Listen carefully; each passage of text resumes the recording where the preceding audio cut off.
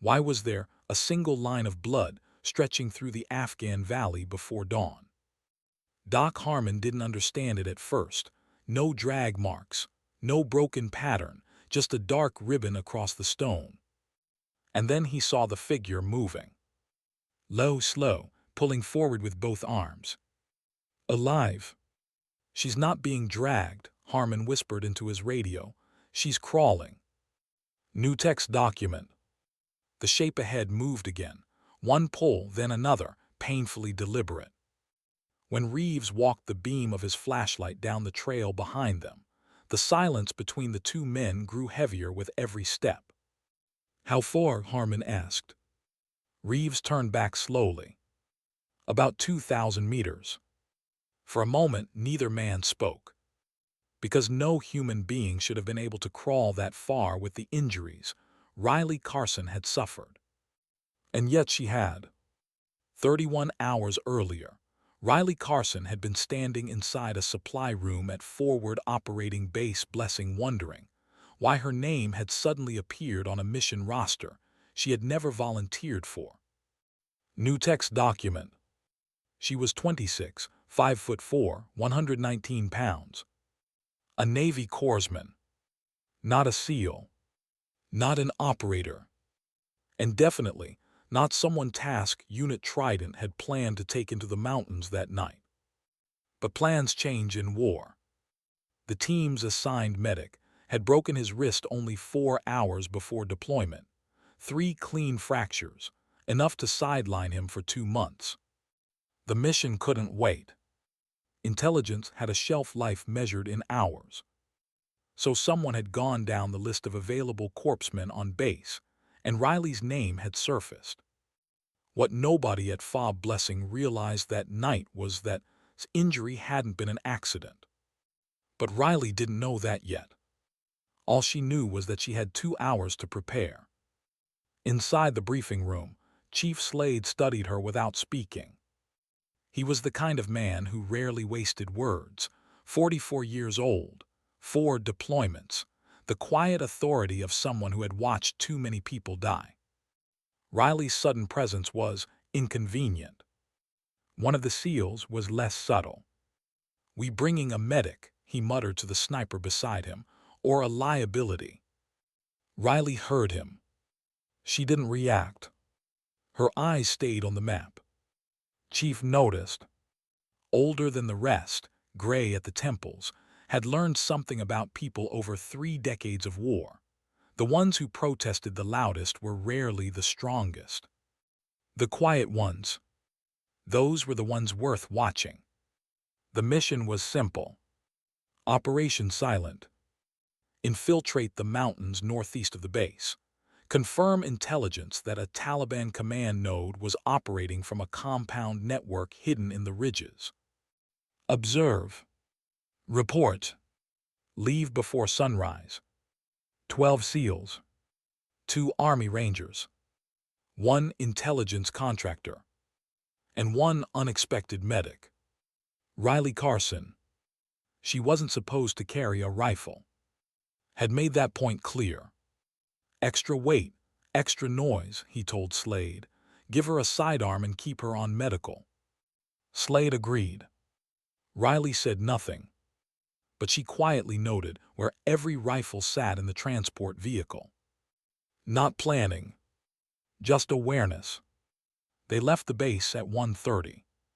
3 hours later, the mountains began testing them. The trail climbed sharply through rock corridors and narrow. Night vision goggles turned the world into shifting shades of green. No one spoke. Boots scraped quietly across stone. Wind moved through the valley like a slow breath. Riley moved in the middle of the column. Not the fastest, not the slowest, just steady and observant. 40 minutes into the climb, she noticed something about Ranger Sergeant. His stride. Subtle, but wrong. She watched for another 40 minutes before saying anything. She whispered over the medical channel, "Fall back 30 feet." He hesitated, then obeyed. She didn't stop walking as she spoke. How long has your left leg been heavy? It's fine. It is. Her tone stayed neutral. When did your urine get dark? That caught him. Yesterday, maybe. She handed him a water bottle and 2 tablets. Drink all of that. What's wrong with me? Your muscles are breaking down faster than your kidneys can clear it, she said calmly. Early rhabdomyolysis. He stared at her. How'd you spot that? I've been watching your gait for 40 minutes. Ahead of them had quietly turned his head. Not surprised. Just interested. At the next rest halt, Slade checked on and found Riley taking his blood pressure. He's stable, she told him. He can continue, but he needs hydration and monitoring. Slade studied her a moment longer than expected. Then he nodded once. Watched the entire exchange. Something in his expression shifted. Not respect. Not yet. But doubt had replaced certainty. They resumed the climb. 90 minutes from the objective, Riley noticed something else. The wind. A subtle shift across the ridge. Most people wouldn't have recognized it. But Riley had grown up hiking mountains with her father, learning how terrain shaped air and sound. "This pushing northeast," she murmured quietly. No one responded. "If there are observation posts on the eastern face," she continued, almost thinking out loud, "our thermal signatures would drift away from them instead of toward them. Safer approach would be the secondary drainage." Silence fell. The SEAL sniper turned his head slightly. Not suspicious. Curious. Riley realized what she'd revealed and stopped speaking. Stepped beside her briefly as they walked. He didn't say anything. He simply tapped her shoulder once before falling back. Noted. 47 minutes later, the valley floor narrowed into a rocky drainage. Slade issued final instructions. "There was IED activity here 6 weeks ago," he told Riley quietly. "Stay exactly in the footprints of the man in front of you." Understood. At 4:47 they moved. The canyon walls rose higher. The path narrowed. 6 minutes later, Riley noticed something wrong with the ground. Not color. Texture. Her boot was already moving when the thought arrived. Pressure plate. Too late. The explosion took 0.3 of a second. Riley never heard it. The ground slammed into her face. Sound vanished. Then came the ringing void. When her vision cleared, she understood immediately. Both legs below the knee were gone. She didn't look. Some information doesn't need confirmation. Gunfire erupted along an ambush. The SEAL team had been pushed northeast into a box canyon. Pinned. 40 men trapped.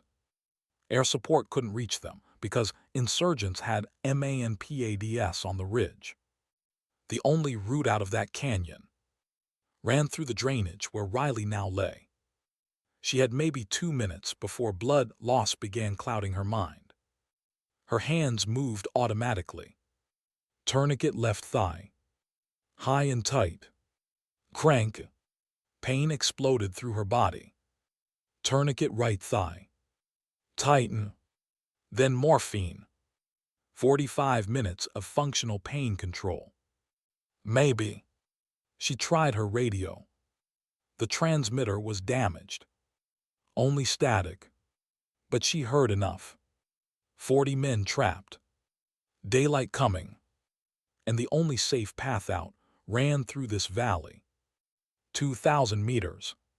She looked at the ground ahead. Then she placed her forearms on the rock. And pulled. One movement. Then another. Behind her, the blood trail began. Dark red against gray stone. She remembered something her father had told her when she was 12 years old climbing a mountain in Montana. Don't look at the top. Look at the next step. So Riley Carson didn't think about 2,000 meters. She thought about the next pull. 25 pulls became 40 meters. 40 meters became another set. Her father's voice stayed with her. Daniel Carson, Marine Force Recon, killed in Iraq years earlier. In the letter he left her, he had written something she never forgot. Your hands will save people someday. The sky above the canyon slowly brightened. Riley kept pulling. Pain filled every inch of her body. But pain wasn't the enemy. Stopping was. And somewhere ahead, 40 men were waiting for a path out of the mountains. So Riley Carson kept moving, meter by meter, leaving a line of blood behind her that 2 Navy SEAL medics would one day follow in stunned silence. And the most incredible part was that she never once looked back. Because sometimes courage doesn't roar. Sometimes it crawls forward, one impossible meter at a time. Why was the radio suddenly silent? Chief Slade noticed it first. Not the gunfire, that was everywhere. Rounds cracked off the canyon walls like snapping branches. Dust and rock sprayed from the above them as insurgent fighters adjusted their fire. But the radio channel, the medic channel, dead. Carson, report, Slade said into his headset, keeping his voice low as he scanned the ridge through his optic. Nothing. Just static. 20 meters behind him, Ranger Sergeant dropped to one knee beside a boulder, returning controlled bursts uphill. They're walking fire down the ridge, shouted. Slade knew that already. The enemy had the elevation advantage. They had numbers, and worse, they had planned this. The canyon walls were steep and narrow, a perfect funnel. The team had been pushed forward exactly where the insurgents wanted them. Into a killing box. Slade pressed his radio again. Carson responded. Still nothing. 40 men were scattered across the rock face now. SEALs, Rangers, and attached operators pinned behind stone outcroppings barely wide enough to cover a human body. The sniper fired again. A distant figure on the ridge collapsed. But 2 more replaced him. They've got at least 20 shooters up there, muttered. More added grimly. And they all understood the deeper problem. Ammo was limited. Time was worse. Sunrise was coming. The moment the sun cleared the eastern ridge, the entire canyon would be exposed. Slade ran the numbers in his head. Worst-case scenario. 30 minutes. Maybe less. The only safe route was the same drainage they had entered through, the narrow rock corridor where Riley had been walking minutes before the explosion. But the explosion itself had complicated everything. IEDs rarely traveled alone. Where there was one, there were usually more. Anyone have eyes on Carson? Slade asked. Shook his head slowly. I saw the blast. She was right behind. His face tightened. She should have been behind me, he said quietly. No one answered that. Because everyone knew what an anti-personnel IED did to a human body at close range. Slade tried the medic channel again. Carson. Silence. He exhaled slowly. Then he switched to command frequency. Falcon Actual, this is Trident 1. We're pinned in grid Sierra 37. The reply came quickly, tight, tense. Trident 1, Falcon Actual. Be advised enemy anti-air teams are active in the area. Air support is currently. Slade's jaw tightened. Exactly what the insurgents had planned. You're telling me 40 operators are stuck in a canyon with no air cover? Affirmative. Extraction route. Your original route is the only confirmed safe corridor. Slade glanced toward the drainage valley. 2,000 meters. And the first 200 meters were a known minefield. He switched channels again. All stations, prepare for movement. looked over sharply. Movement through the minefield. "We don't have a choice," Slade said quietly. "But Carson—" Slade cut him off with a small shake of his head. They both understood the unspoken truth. If Riley Carson had survived that blast, she wouldn't still be silent. Placed a hand on Slade's shoulder briefly. "Not an argument. Just acknowledgement. War rarely gave time to mourn." "All right," Slade said finally. "We move in staggered pairs, same footprints, same spacing as before." The team began preparing. Magazines checked. Routes scanned. Watched the canyon floor through his scope. Then he frowned. "Chief." Slade turned. "What?" "There's something on the ground." Slade crawled beside him and looked through the optic. At first, he didn't understand what he was seeing. Just dark streaks across the stone. Then adjusted the zoom. And Slade felt something cold settle in his chest. Blood. A line of it. Thin, broken in places. But unmistakable. And moving forward through the drainage. "Is that started?" No one finished the sentence. Because there was only one explanation. Riley Carson was alive. And she was moving. But what none of them understood yet was how. Nearly a kilometer ahead of them, Riley Carson dragged herself across the valley floor.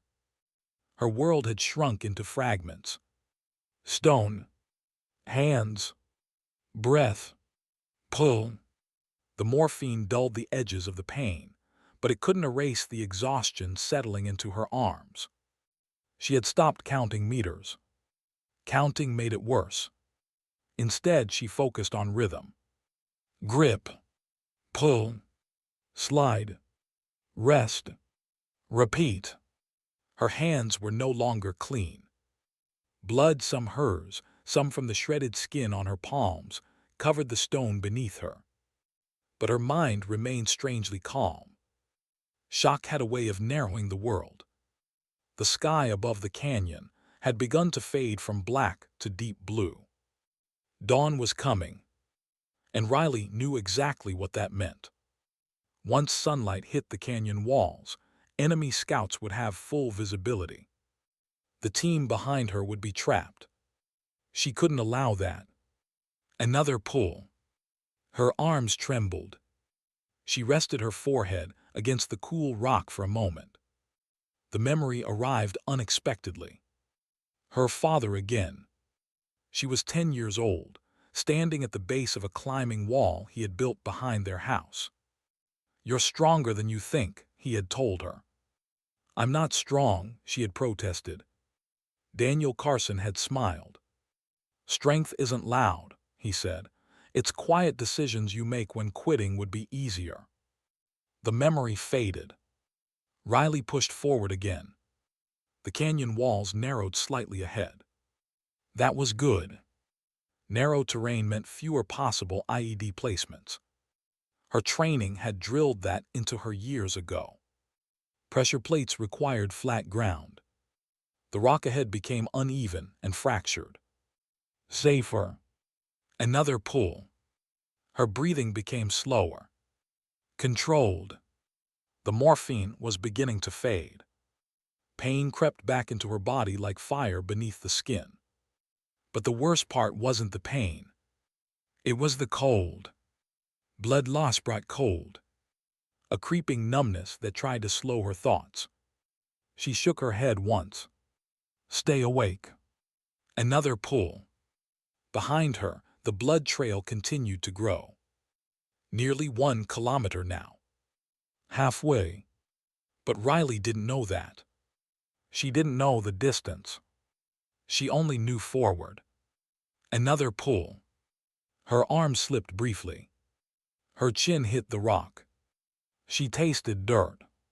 For a moment she stayed there, breathing hard. A thought slipped into her mind. You could stop. The canyon was quiet here. No gunfire. No pressure. Just stone and sky. Stopping would be easy. Just close your eyes. But another thought followed. 40 men. She saw their faces in fragments. Yep, yep. The quiet sniper. Even the one who had doubted her.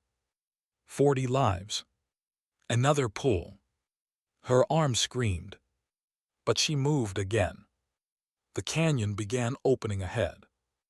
And Riley Carson kept crawling. Not because she believed she could make it, but because somewhere behind her, 40 men needed a road through the mountains. And sometimes the only road that exists is the one someone bleeds to create. Far behind her, Chief Slade stared at the blood trail cutting through the stone. It stretched forward beyond the bend in the canyon. He exhaled slowly. "She's clearing the path," said quietly. Slade nodded once. And for the first time since the ambush began, hope appeared. Because if Riley Carson was still crawling forward, then the path out of the mountains might still exist. And somewhere ahead of them, a wounded corpsman was doing something no one would believe. 2,000 meters. On her hands. Through a minefield. Alone. Why was the radio still silent? That question kept circling through Riley Carson's mind as the world around her faded in and out like a dying signal. The mountains of Provence had fully awakened now. Thin sunlight spilled across the jagged, turning the gray stone gold, but Riley barely noticed. Her world had narrowed to three things: the ground beneath her hands, the weight of the rifle dragging beside her, and the thin hope that somewhere ahead, just ahead, someone from the search team would hear her. She dragged herself forward again. One arm, then the other.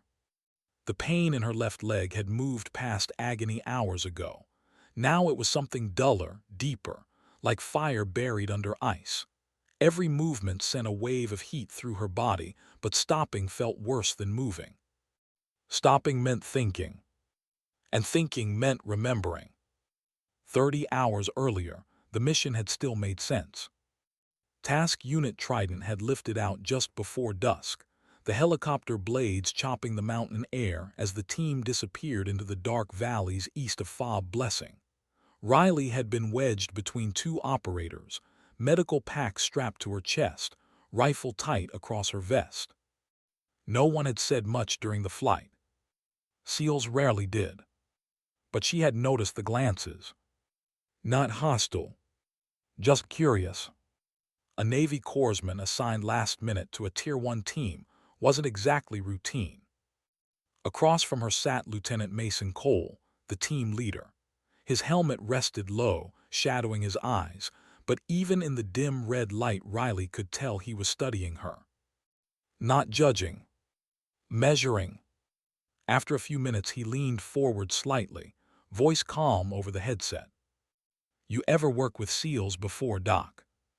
Riley shook her head. "First time." Cole nodded once. "Just remember one thing." She waited. "If something goes wrong, we move fast. You keep up." Riley had answered without hesitation. "Yes, sir." What none of them knew then was how wrong everything was about to go. The insertion point had been quiet. Too quiet. The helicopter vanished into the darkness behind them, leaving only the cold wind moving through the valley. The team spread out immediately, moving in practiced silence across the rocky terrain.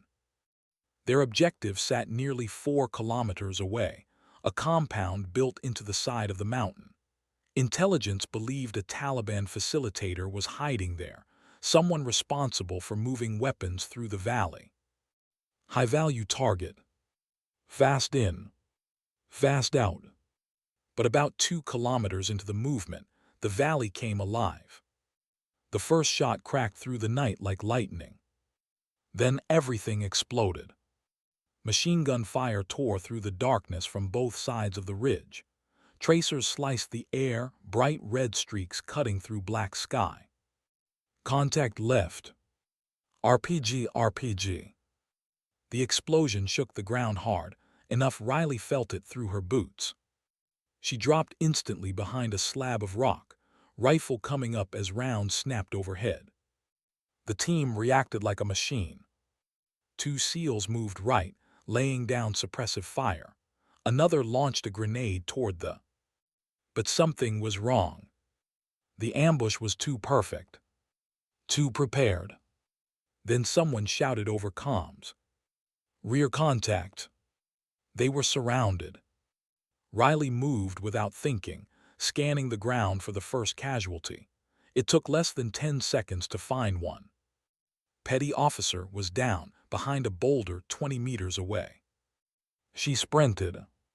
Bullets shattered stone around her as she slid beside him. Blood soaked the front of his vest. Chest wound. Bad one. His breathing came fast and wet, every inhale bubbling through blood in his lungs. Riley worked fast. Seal the wound. Needle decompression. Pressure dressing. Her hands moved automatically despite the chaos around them. Another SEAL dropped beside her. "How bad?" "Serious but stable," Riley said. "He needs a bird in 30 minutes or less." The operator nodded and grabbed his shoulder. But before they could move, the second explosion hit. This one closer. Too close. The blast threw Riley sideways like a rag doll. Her helmet slammed into rock and the world spun violently. For a few seconds she couldn't hear anything except a long, piercing ring. When her vision cleared, the valley had changed. Dust filled the air. Gunfire still cracked somewhere in the distance. But the team was gone. Riley pushed herself upright slowly, head pounding. She called. No answer. The rock where he had been lying was empty, except for a dark smear of blood. Her radio hissed with broken static. She grabbed it. "Trident Actual, this is Doc Carson, radio check." Nothing. She tried again. "Trident Actual, this is Doc Carson, do you copy?" Still nothing. The realization settled in slowly. The blast had separated her from the team. And somewhere in the darkness around her, the enemy was still there. Riley forced herself to stand. Her leg screamed immediately. That was when she noticed the blood. Shrapnel had torn through her thigh, slicing deep enough that every step felt unstable. She tightened a tourniquet with shaking hands and checked her rifle. 1 magazine left. She looked toward the... Somewhere beyond those mountains sat Fob Blessing. Home. 3 kilometers. Maybe 4. In daylight, it would be a difficult hike. In darkness, injured hunted. It was nearly impossible. Riley took a slow breath. Then she started walking. Hours passed. At some point, walking became limping. Limping became stumbling. And eventually, stumbling became crawling. The mountains didn't care. The rocks shredded her gloves. Her arms trembled from exhaustion. Blood followed behind her in a dark trail stretching farther than she could see. But Riley never stopped moving. Not once. Now, as the sun climbed higher over the valley, she dragged herself over another rise. Her vision blurred again. Her arms felt numb. Just a little farther, she told herself. Just a little. Then she heard something. At first she thought it was another hallucination. But the sound grew louder. Voices. Men shouting. Boots on rock. Riley tried to speak, but her throat was dry and cracked. So instead she lifted one shaking hand and dragged herself forward again. One pull. Then another. Somewhere ahead, a beam of light suddenly cut across the ground. And a voice shouted across the valley. Movement 40 meters.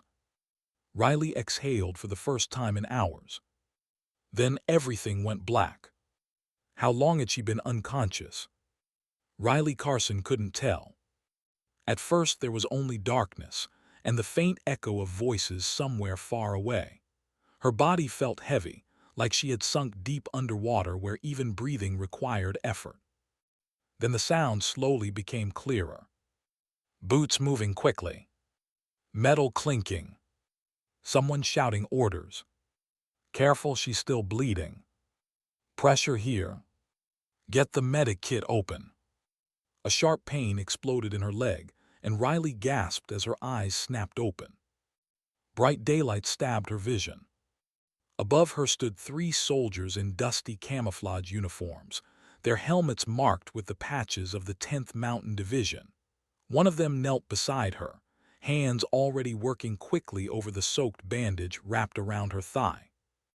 "Hey, hey, easy," the soldier said calmly. "You're safe now." Safe? The word didn't feel real yet. Riley blinked slowly, trying to focus. Her throat felt like sandpaper.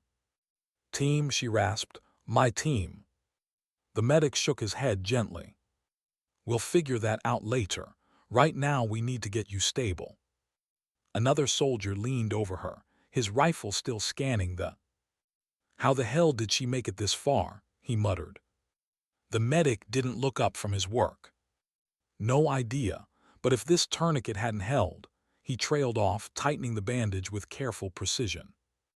Riley tried to push herself up. The medic immediately pressed her shoulder back down. "Negative, you're not moving." "I have to," she began. "Corpsman Carson, right?" the medic interrupted. She blinked. "How?"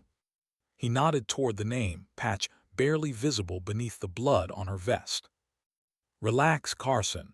Search teams have been combing these mountains since yesterday. Looks like you crawled straight into one." Yesterday? The word hit her like a cold wave. She had been alone out there for nearly 30 hours. A soldier behind them spoke into his radio. "Falcon 2, this is Raven Patrol. We've got her. Repeat, we have Doc Carson. She's alive but critical. Request immediate CASEVAC." Static crackled. Then the reply came back. "Raven Patrol, Falcon 2 copies. Bird inbound. ETA 15 minutes. 15 minutes. The medic exhaled slowly. "Good, now we just keep her breathing until then." Riley's vision blurred again as exhaustion crashed over her. But even through the fog in her head, one thought kept pushing forward.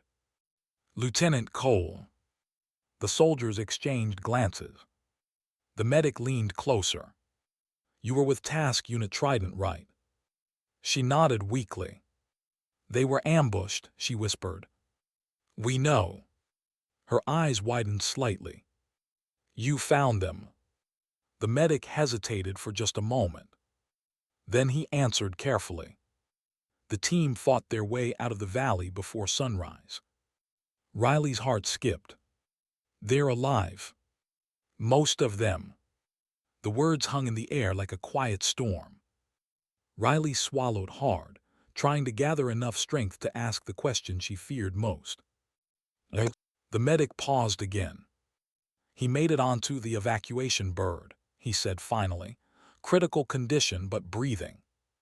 Relief hit Riley so suddenly, her body sagged against the ground. He was alive. All that work in the middle of the ambush, the blood, the chaos. It hadn't been for nothing. But the medic's next words changed everything. They said something else too. Riley looked at him weakly.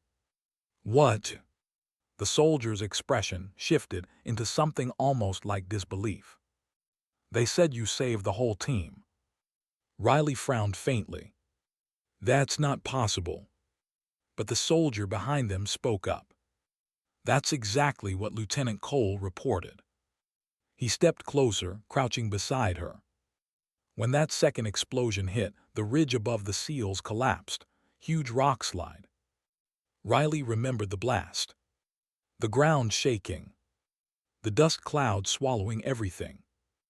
"They were pinned down," the soldier continued. "Enemy fighters closing in from 2 sides." Her heart began beating faster. "What does that have to do with me?" The medic finished tightening the bandage before answering. "Your grenade." Riley blinked. "My grenade." The soldier nodded. "According to Cole, right before the explosion separated you, you threw a frag up the ridge line." Fragments of memory flashed through Riley's mind. The dark movement in the rocks, her hand pulling the pin, the throw, the explosion. But that had just been instinct, just survival. The soldier continued. "That blast triggered the rock slide, buried half the enemy position." The medic gave a quiet whistle. "Bought the SEALs enough time to break contact and—" Riley stared at them, trying to process the words. She hadn't known. In the chaos, the smoke, the shockwave. She had never seen what happened next. But Lieutenant Cole had. And now the entire team was alive because of it. For a moment, none of them spoke. Then Riley said something so quiet the soldiers almost missed it. "I thought I failed." The medic shook his head immediately. "Corpsman, you survived 30 hours alone in Taliban territory with a shredded leg." He looked directly into her eyes. "That's not failure." The distant thump of helicopter blades suddenly echoed through the valley. All the soldiers turned toward the sound. "CASEVAC incoming," someone shouted. Within seconds, the valley erupted into movement. Smoke grenades popped, sending bright orange clouds into the sky. Soldiers waved their arms to guide the incoming helicopter. The Black Hawk dropped low over the wind from its rotors blasting dust and gravel across the ground. The medic grabbed Riley's shoulder. "All right, Carson, let's get you home." They lifted her onto a stretcher just as the helicopter touched down. Riley's vision drifted again as the soldiers rushed her toward the open door. But just before they loaded her inside, one of them leaned down beside her. "You know something, Doc?" She barely managed to focus on him. "What?" He smiled beneath his dusty helmet. "Most people would died in those mountains." The helicopter crew pulled her inside. The doors slammed shut. The engine roared. But Riley still heard his final words over the noise. "You crawled out." Why did the helicopter crew suddenly go silent when they lifted the stretcher? At first, Carson thought she was imagining it. The roar of the Black Hawk's rotors filled the air, shaking the metal frame of the aircraft. Dust and sand blasted against the open door as the helicopter climbed above the jagged Afghan. But inside the aircraft, something had changed. The medics were staring at her. Not casually. Not the way medics normally look at wounded soldiers. There was confusion in their eyes. And something else. Disbelief. "Jesus," one of them whispered. The other medic carefully cut away the rest of Riley's blood-soaked pant leg. The moment the fabric peeled back, both men froze. One of them slowly exhaled. "That's impossible."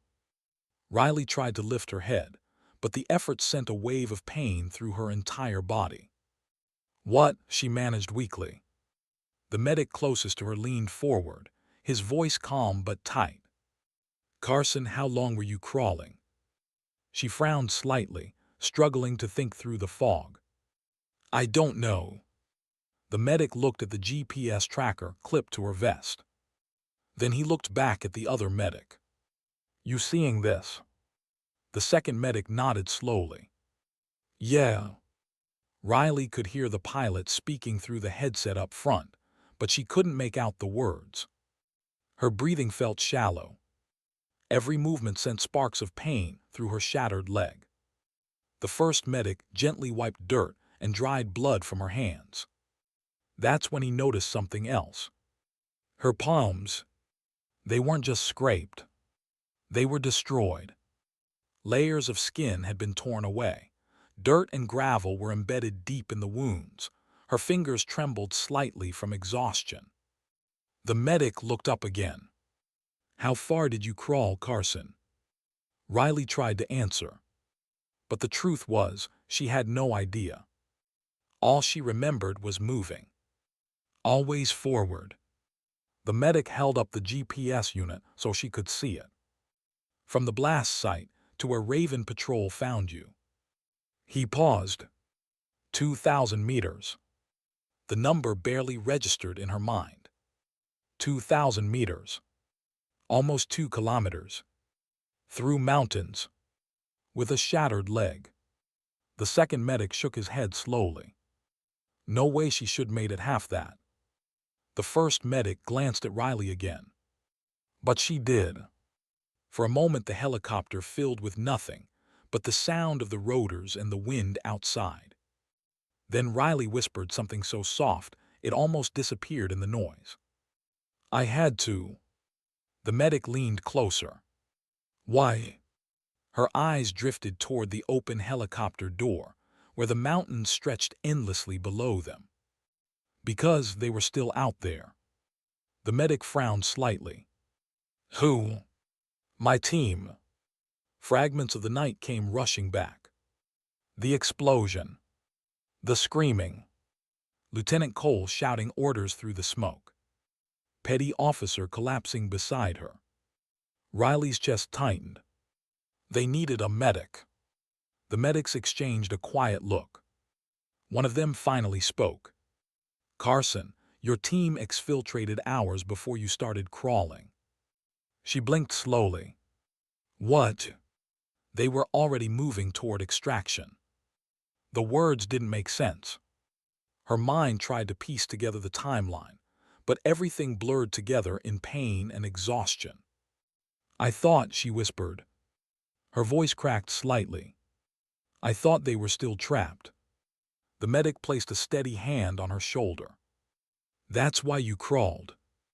She nodded weakly. Silence filled the aircraft again. Not awkward silence. Respectful silence. The kind soldiers rarely speak out loud. Finally, the second medic leaned back in his seat, shaking his head slowly. You crawled 2 kilometers through Taliban territory with a destroyed leg.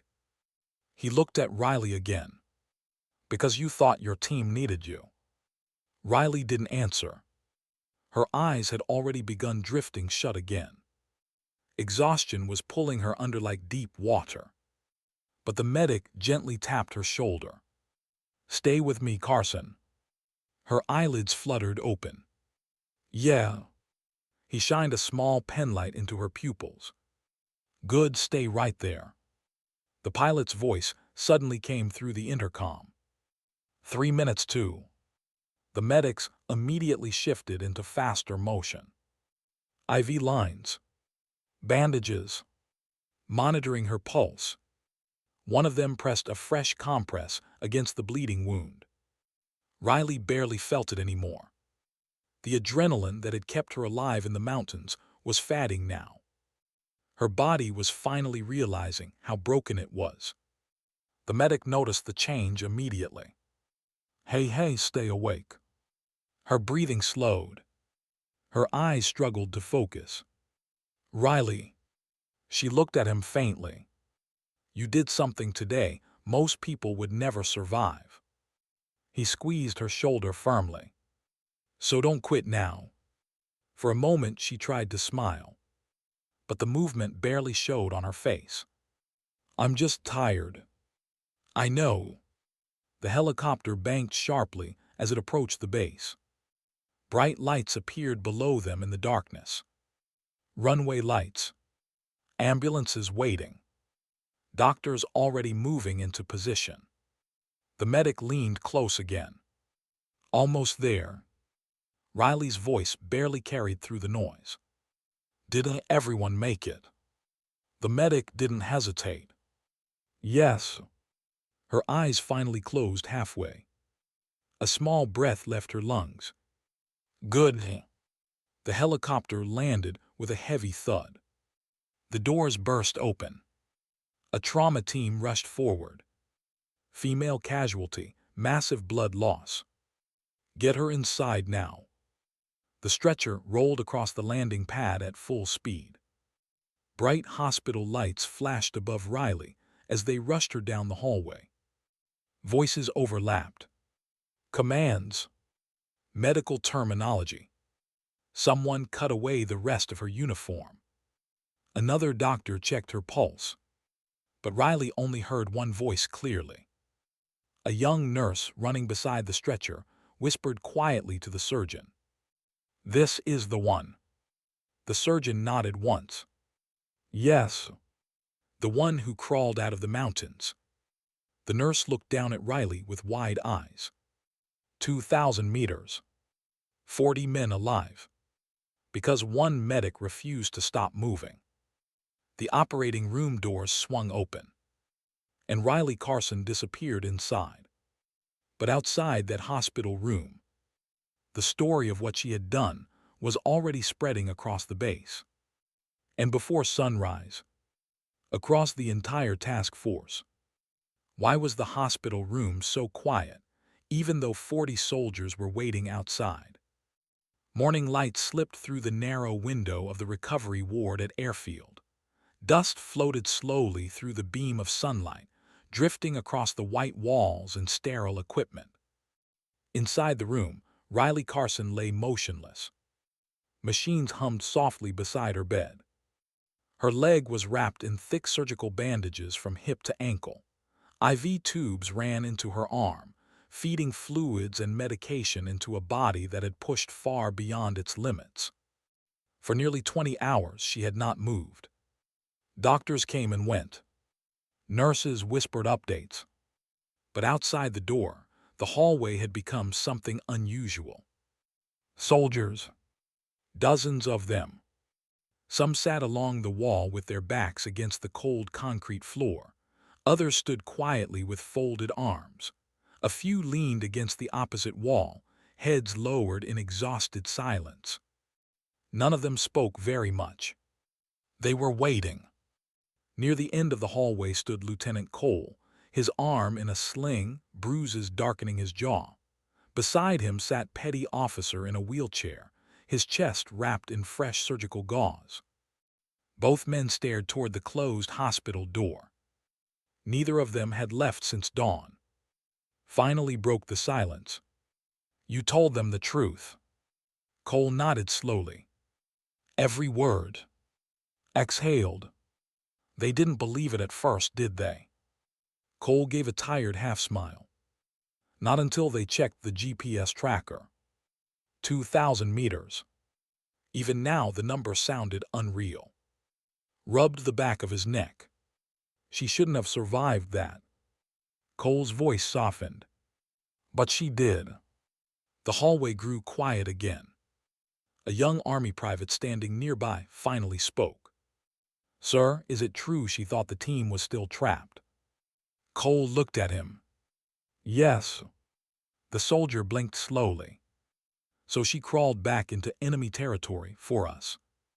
Cole didn't answer immediately. He simply nodded once. The young private leaned back against the wall, stunned.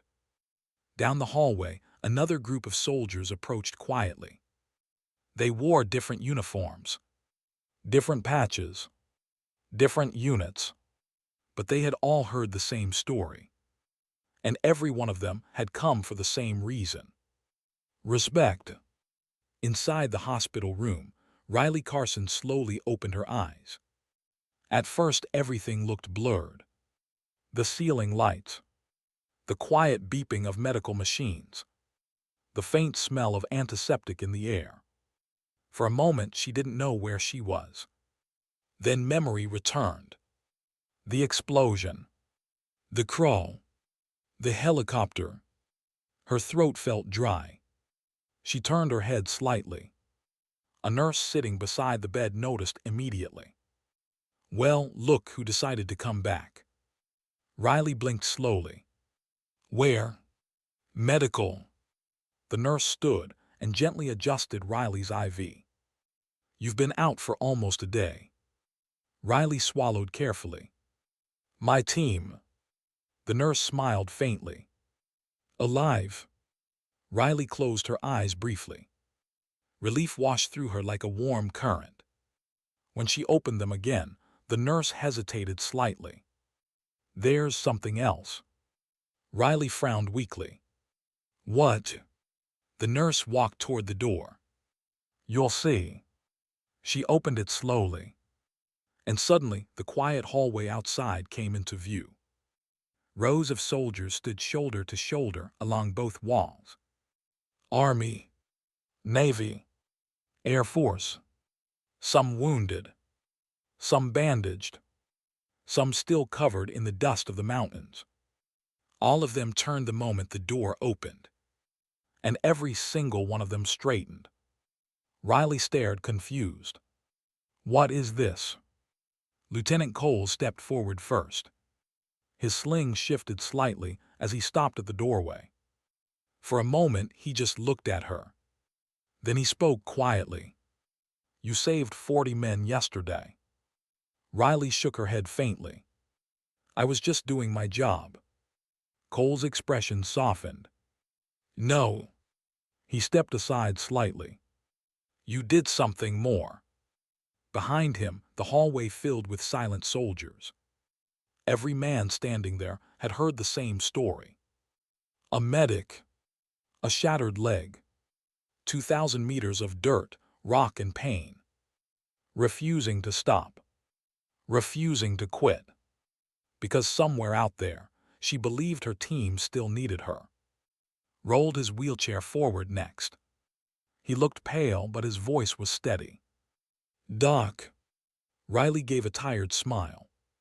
"You're alive." He nodded once. "Because of you." For a moment, neither of them spoke. Then did something unexpected. He raised his hand in a slow, deliberate salute. The hallway followed. 40 soldiers. One by one. Hands rising. Boots shifting. Until every man in that corridor stood at attention, saluting the medic who refused to stop crawling. Riley stared at them, overwhelmed. Her eyes shimmered slightly. "You don't have to." Cole interrupted gently. "Yes, we do." The hallway remained perfectly silent. No applause. No cheering. Just soldiers standing in quiet respect. Because sometimes the loudest honor is silence. Riley looked down at her hands. The bandages. The scars that would never fully disappear. Then she looked back at the men who were alive, because she had kept moving. Her voice was barely above a whisper. "I thought I failed." Cole shook his head slowly. "Not even close." The moment lingered quietly. Then Riley leaned back against the pillow, exhausted but peaceful. Outside the window, the Afghan mountains stretched across the horizon. Cold. Unforgiving. But now distant.